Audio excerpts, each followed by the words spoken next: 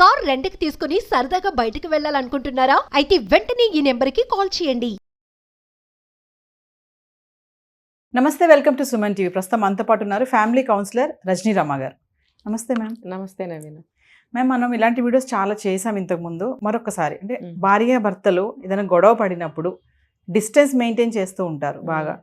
అది ఎంతవరకు దారి తీస్తుంది, దాని ఇంపాక్ట్ ఎలా ఉంటుందంటారు? అంటే అసలు ఒక మంచి భార్య ఒక మంచి భర్తగా ఉండాలి అంటే ఈరోజు మీరు మాకు ఏం టిప్స్ చెప్తారు? గొడవ పడాలిగా. గొడవ పడకపోతే కుదరదు ఇంట్లో. ఇప్పుడు నా ఇష్టానికి నేను ఉంటాను, నీ ఇష్టానికి నువ్వు ఉంటే కొద్ది రోజులు బాగుంటుంది, తర్వాత కుదరదు, లైఫ్ నడవదు ఇంట్లో. అప్పుడు అబ్జెక్షన్స్ అనేవి వస్తాయి. అబ్జెక్ట్ చేసుకోవాలి ఒకరికొకళ్ళు.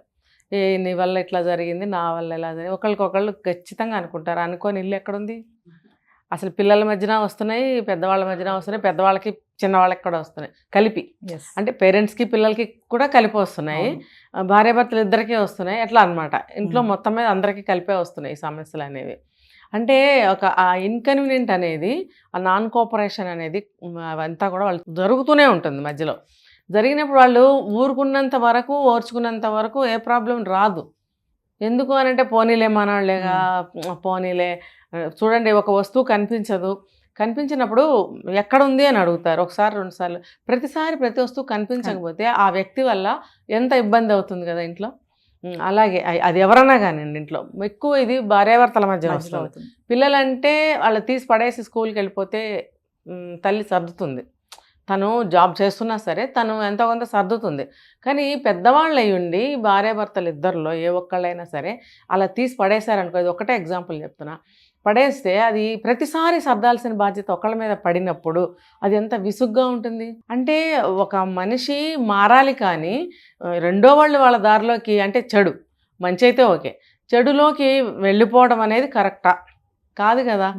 నువ్వు పదే పదే ఒక వస్తువు తీస్తున్నావు, ఎక్కడో పెడుతున్నావు, మళ్ళీ నేను సర్ది పెడుతున్నా అంటే నిన్ను నేను బాగా సపోర్ట్ చేస్తున్నట్టేగా, నీకు నేను హెల్ప్ చేస్తున్నట్టే, సపోర్ట్ చేస్తున్నట్టే.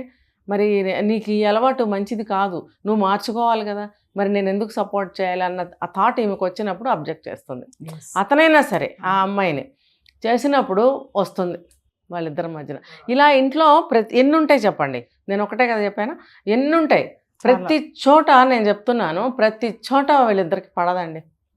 ఎందుకంటే మనం పెళ్ళికి ముందు ప్లస్తో పాటు మైనస్ కూడా యాక్సెప్ట్ చేయాలి అని అన్నాం. కానీ నేను చెప్పా ఒక వీడియోలో, అది యాక్సెప్ట్ చేయాలి కానీ మార్చుకోవడానికి ప్రయత్నించాలి, కానీ అవతల వ్యక్తి మారటానికి కూడా ప్రయత్నించాలి అని చెప్పాను కదా. 3 స్టెప్పులు చూడండి. యాక్సెప్టెన్సీ ఉండాలి, కానీ మార్చుకోవడానికి ట్రై చేయాలి, అతను లేదా ఆమె మారటానికి కూడా ట్రై చేయాలి. లేకపోతే ఎందుకండి అంటే నేను మారను, నేను ఇలాగే ఉంటాను, నీకు ఇష్టమైతే ఉండు, లేకపోతే పో, మనది లవ్ మ్యారేజ్ కదా అంటే అది కండిషనా? కానే కాదు. ఇష్టంతో చేసుకున్నాము, బాగున్నాయి అన్ని సంగతులు, కానీ ఇలా ఉండటం వల్ల మనకి చిన్న చిన్న పొరపచ్చాలు వస్తున్నాయి కదా. అది కొంచెం కొన్నాళ్ళు అయిన తర్వాత పెరిగి పెద్ద గొడవలకు దారితీస్తాయి. ఎందుకంటే ఆ అసౌకర్యాన్ని వాళ్ళు భరించలేరు.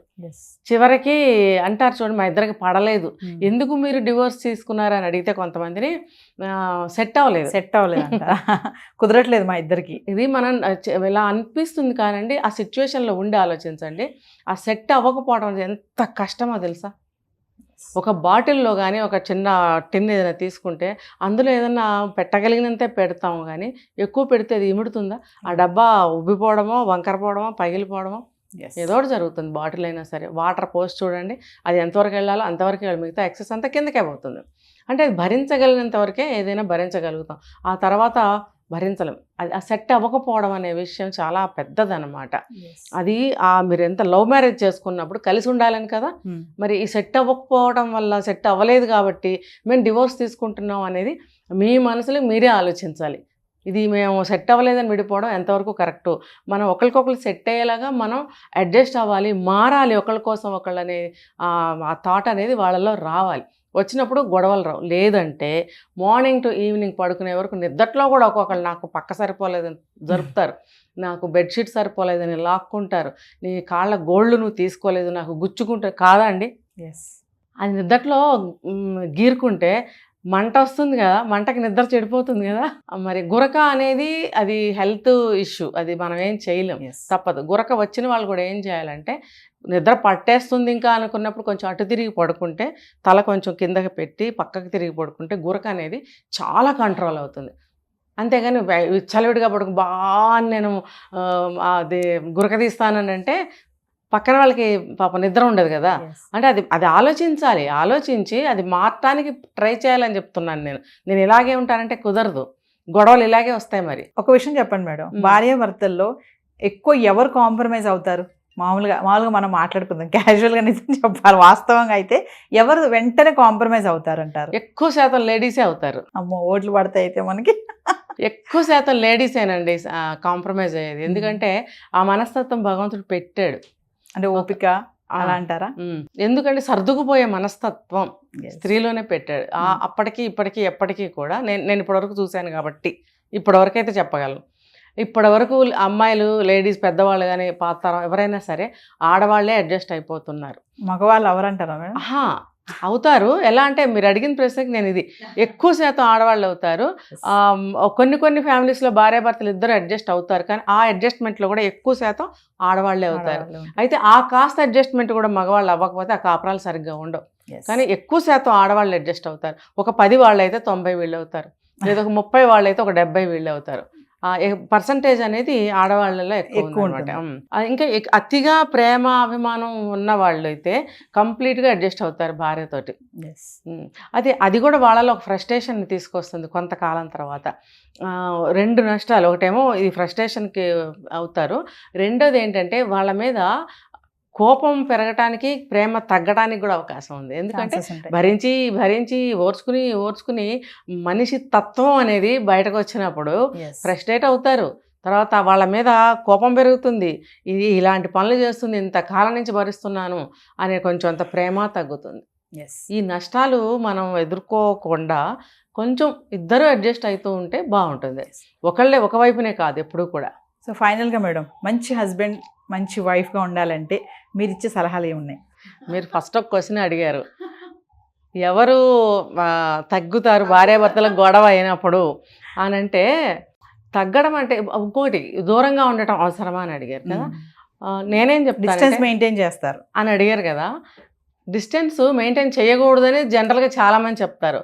ఒక సిచ్యువేషన్లో నేను చెప్పాను, అంటే ఆ సిచ్యువేషన్ ప్రకారం నార్మల్గా చెప్పాలి అని అంటే కొంచెం డిస్టెన్స్ మెయింటైన్ చేసుకోవటం మంచిది. మరి ఆ మంట తగ్గేది ఎలా అంటే, ఇప్పుడు కోపం వచ్చేసిందండి, ఇష్టం మాటలు అనేసిన తర్వాత ఎంత బాధ కలుగుతుంది కదా, తిరిగి ఏదో ఒకటి చేసేయాలన్నంత ప్రతీకారం మనలో రేగుతుంది. అది చల్లారేయాలంటే కొంచెం గ్యాప్ అవసరం, కొంచెంసేపు కనబడకుండా ఉండటం అవసరం. ఆ గ్యాప్ తీసుకోవాలి, మౌనంలో గ్యాప్లో మౌనం 2 తీసుకోవాలి. తీసుకున్నట్టయితే మళ్ళీ ఆ గ్యాప్ అనేది దగ్గర అవతల అన్నవాడు కూడా కొంచెం రియలైజ్ అవుతాడు, ఎందుకు ఇలాగా బాధపడుతుంది, మౌనం అయిపోయింది అని అన్నప్పుడు నేను ఇలా అనబట్టే కదా. అంటే పైకి ఒప్పుకోడు, ఆ పురుష పొంగవుడు పైకి ఒప్పుకోడు, కానీ లోపలికి మనిషి కదా. దేవుడు ఒక కోర్టు పెడతాడు, మనసు అనే కోర్టులో చెప్పుకోవాలి. మనం ఎవరికి చెప్పుకోవాల్సిన అవసరం లేదు, మన మనసే మనకు ఒక పెద్ద కోర్టు. ఆ కోర్టులో మనము నిజం చెప్తున్నామా అబద్ధం చెప్తున్నామా అనేది ఖచ్చితంగా తెలుస్తుంది మాట్లాడేటప్పుడు. అలాంటప్పుడు తెలుస్తుంది నేను ఇలా అనబట్టి తను అలా బాధపడిందని.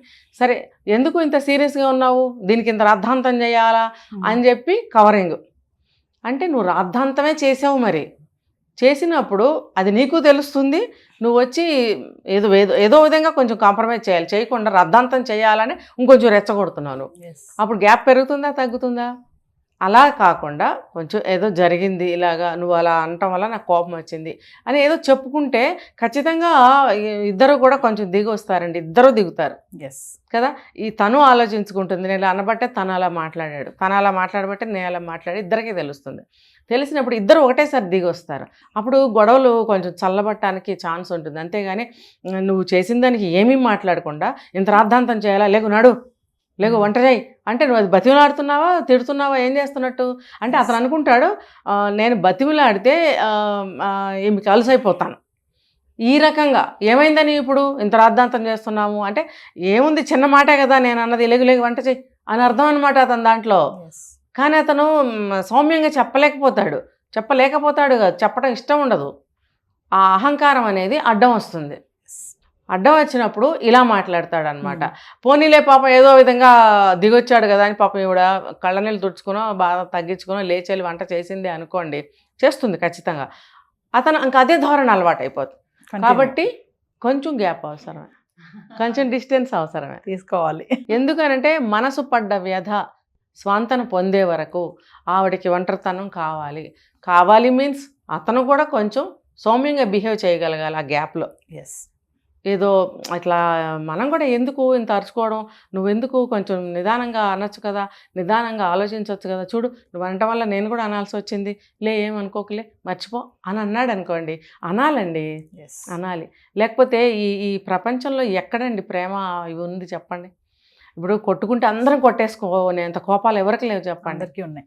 ఇప్పుడు పెళ్లి చేసుకుంటున్నాం, పిల్లలు కంటున్నాం, ఒక ఇంట్లో ఉంటున్నాం, కలిసి బ్రతకాల్సిందే కదా. దానికి కొన్ని మార్గాలు పాటించుకోవాలి కదా, లేకపోతే ఎవరైనా కలిసి ఉండగలరా చెప్పండి. దాంట్లో మన మధ్యన మనకి ఈగోలు ఎందుకండి? ఈగోలు ఉన్నాయి, అందరికీ ఉన్నాయి, నాకు మీకు అందరికీ ఉన్నాయి. కానీ దాన్ని మనం తల వంచాల్సిందే, తప్పదు. ఈ జీవితం ముందుకు నడిపించాలి, బంధాన్ని నిలుపుకోవాలి అని అంటే అది కొంచెం మనం తగ్గించుకోవాలి, అడ్జస్ట్ అవ్వాలి ఖచ్చితంగా. Thank you ma'am.